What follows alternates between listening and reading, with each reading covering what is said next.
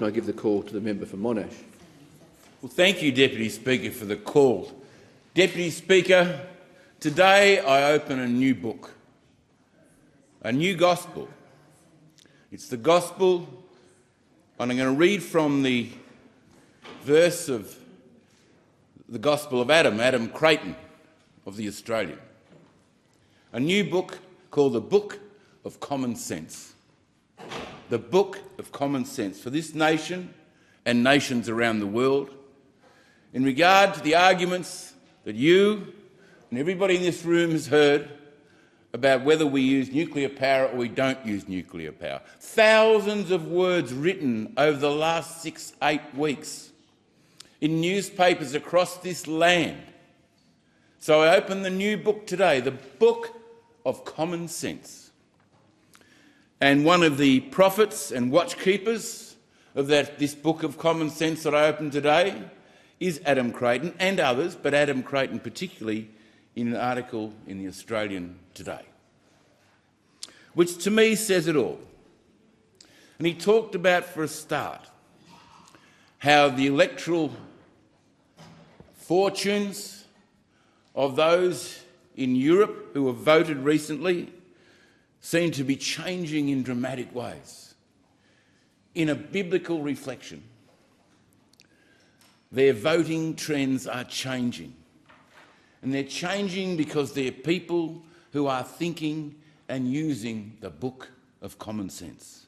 France, the support for Greens, the Great Green Movement in France, is halved by 5.5% to 5.5%. In Germany, support for the Greens collapsed 50% to 12% from 24%.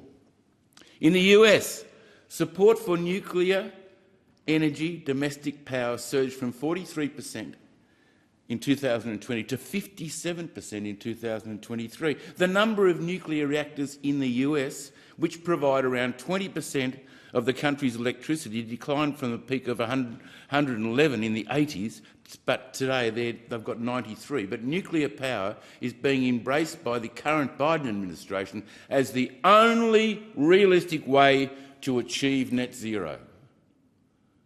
I'm enjoying this Book of Commonsense, Deputy Speaker. France has announced it's building at least 6 and up to 14 new nuclear power stations in the coming years. India is building how many? 18 nuclear stations by 2030.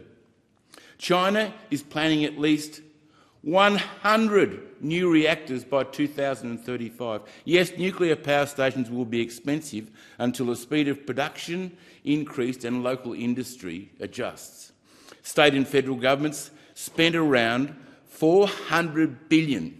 Australia, state and federal governments, around $400 billion of borrowed money during COVID for an excess deaths outcome which was scarcely different from Sweden, who spent barely anything in comparison. Yes, this Book of Commonsense.